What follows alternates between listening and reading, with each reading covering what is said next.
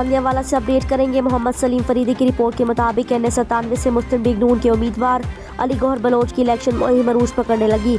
चकूक ने voter support का ऐलान कर दिया। इलेक्शन मुहिम के दौरान मियां अली गौहर बलोच की गढ़ फतह शाह आमद पर आवाम की जानिब से फकीदल मिसाल इस्तकबाल किया। दुकानदारों की तरफ से गुलपाशी की गई, नोट बरसाए गए। फतहगढ़ शाह के बाद सरबरादरियों के सरबराहान ने अली गौहर बलोच की हमायत के खुले ऐलान किए। इसके अलावा अली गौहर गढ़ फतह शाह की मुल्हिका आबादी और गुजरवा देहात में भी गए, जहां पर बासर आबादियों के सरबराहान ने इनका पुरजोश इस्तकबाल करते हुए खुली हमायत का भी ऐलान किया। इस दौरान हाजी इरफान फतेयाना मियां अली गौहर के हमरा रहे।